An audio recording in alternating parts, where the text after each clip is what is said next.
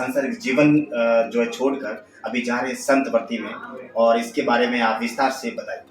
जी, fashion designing एक ऐसी चकाचौंध की दुनिया है जिससे हर कोई वाकिफ है, क्योंकि आज आप भी चकाचौंध की दुनिया जी रहे, आप भी जी रहे हो, ये इंटरव्यू देखने वाले हर कोई शायद लगभग सभी चकाचौंध की दुनिया जी रहे हैं। और उस चकाचौंध की दुनिया में भी अगर उच्चतम स्तर में कहूँ तो वो फैशन डिजाइनिंग की दुनिया है, फैशन वर्ल्ड है।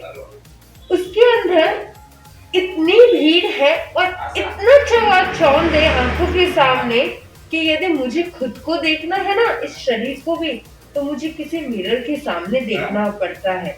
मुझे देखना पड़ता है अच्छा मैं कैसी लग रही हूँ, मैं कहाँ हूँ, मैं क्या है मेरा रूप इस समय।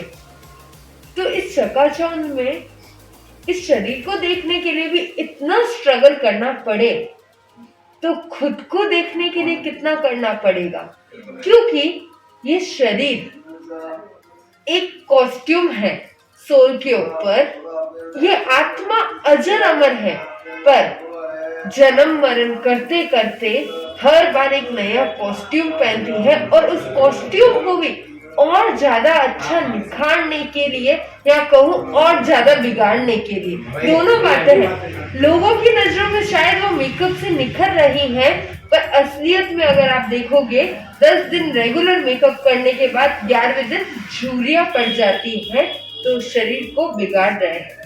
ऐसे नश्वर गलनशील शरीर को देखने के लिए भी उस चकाचौंध की दुनिया में इतनी मेहनत करनी पड़े, तो आत्मा को देखने के लिए कितनी मेहनत करनी पड़ेगी, क्योंकि हाँ देखने के लिए है ही नहीं समय।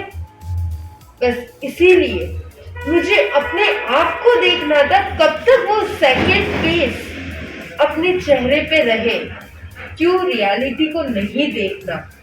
इसीलिए अनंत अनंत कृपा रही गुरु भगवंतों की, दादा दादी माता पिता परिवार जन का आशीर्वाद रहा, और मैं उस चकाचौंध की दुनिया को छोड़ स्व कल्याण के लिए, अपने आत्म दर्शन करने के लिए इस पथ पर आगे बढ़ रही हूँ। आप जो स्वयं जैन हैं, और ये जो धर्म है जैन धर्म, इसका भादरभाव और आपके मन में इसके विचार और जो इसका आत्मा में जो आपका सत्कार है, वो कौन से गुरु थे, वो कौन सा वाक्य था, वो कौन सा ज्ञान का एक जो क्षण था जो आपके जीवन में, आपकी आत्मा में उसका सत्कार हुआ, आपका प्रकाश हुआ, वो क्षण हमें बताइए, जिसमें आपका इस फैशन की चकाचौंध दुनिया के अंदर आप में एक भक्ति ज्ञान और एक आपने एक जगह मार्ग सतमार्ग, उसके बारे में आप विस्तार से बताइए। जी, सबसे पहले ये क्लियर कर दूं, मैं जैन धर्म में जन्मी, उससे मैं जैन नहीं बन जाती, क्योंकि जैन कहो या जिन कहो, जिनेश्वर भगवान की आराधना करने वाला, जिनेश्वर भगवान की बात सुनने वाला, समझने वाला, उनके मार्ग पे चलने वाला ही जैन कहलाता है। जन्म लेने से कोई जैन नहीं कहलाता, क्योंकि जैन धर्म से बहुत आगे बढ़कर ये लिविंग ऑफ लाइफ स्टाइल है, ये जीने का तरीका है। अब जिन कौन, जिनकी आराधना करने वाला जिन है, तो जिन कौन, जो राग और द्वेष को जीत चुके हैं उन्हें जिन कहते हैं, उन्हें जीन कहते हैं, और जो जीत चुके हैं उन्हें जिनेश्वर भगवान कहते हैं, तीर्थंकर कहते हैं, अरिहंत कहते हैं, सिद्ध कहते हैं, या कहूँ भगवान महावीर कहते हैं। तो आज भगवान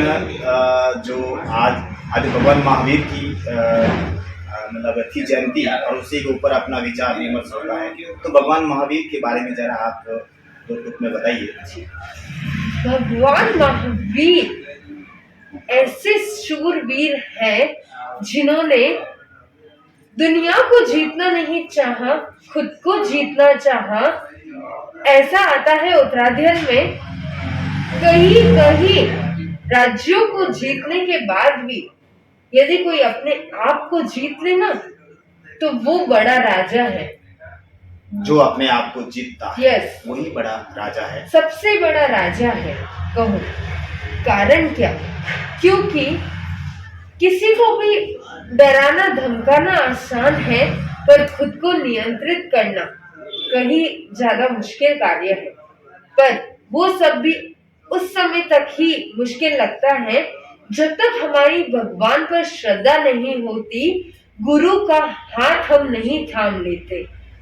बस इसी कृपा से इन्हीं के ऊपर श्रद्धा कर, भगवान महावीर पर, भगवान हरिहर भगवंतों पर श्रद्धा कर गुरु का हाथ थामा है, या कहूँ गुरु ने मेरी उंगली पकड़ी है और मुझे इन मुश्किलों को भी अब मुश्किलें नहीं लगती और इस मार्ग पर लेकर आगे जा रहे हैं। आपके विचार से अभी आपने हमें बताया था कि राजा कभी नहीं जीत सकता जब तक अपनी आत्मा को नहीं जीत लेता, वो जितेंद्रिय नहीं होता, ठीक है ना। तो आपके हिसाब से अगर आदमी क्रोध है, उसमें शक्ति है, उसके पास सेना है, उसके पास में बहुत सारे सक्षम है, तो वो जीतता नहीं है जब तक आत्मा का सत्कार नहीं करेगा, जब तक अपनी आत्मा को सही गलत का नहीं करेगा, जब तक वो अपनी आत्मा का राजा वो नहीं बन सकता। एक बहुत फेमस डायलॉग भी है, जी, आदमी बाहर तो बहुत शेर बन सकता है, घर में रहकर बताए तो वो असली शेर है।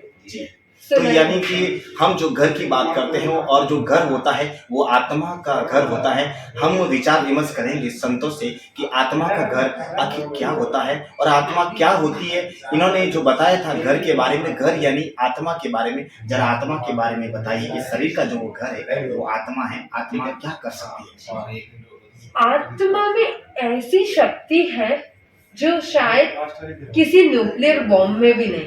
जी, कारण न्यूक्लियर बॉम्ब शायद बाहर जितनी भी चीजें हैं ना, उन पे विस्फोट करके उनको नष्ट कर सकती हैं, पर आत्मा एक ऐसी चीज है जो विषय कषाय को दूर कर सकती है, जी, कर्मों को दूर कर सकती है, जन्म मरण के चक्र को दूर कर सकती है। जी, और हर आत्मा नहीं कर सकती, जी, वही आत्मा कर सकती है जिससे ये ज्ञान हो जाए आत्मा अलग शरीर अलग है।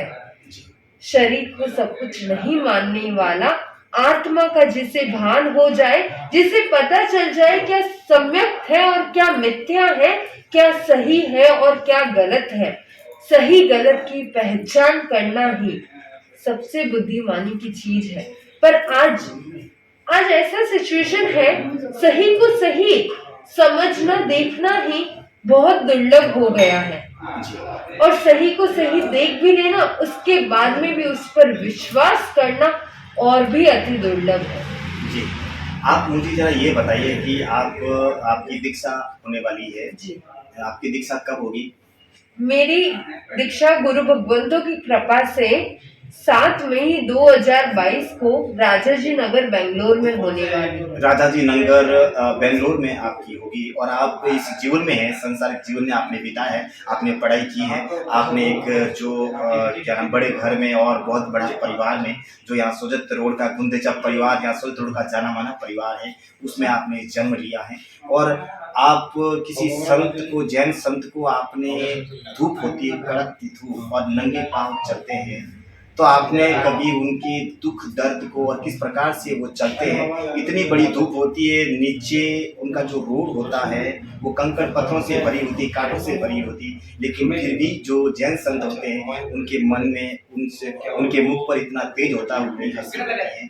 तो इसके जो सुख और यहाँ जीवन का जो दुख, उसके बारे में दोनों को साथ समंत्र लेके चलते हैं जैन संत, उसके बारे में जरा आप बताइए। मैं इतना ही कहना चाहूंगी, जीवन में हर किसी की मुश्किलें आती हैं, पर उन मुश्किलों को सहन करने की कला ही जैन धर्म में सिखाई जाती है। जैन धर्म में ये नहीं कहा जाता आपकी मुश्किलों को खत्म कर दिया जाएगा। जैन धर्म सिखलाता है मुश्किलों को कैसे सहन करना है, उसको आने ही नहीं देना है।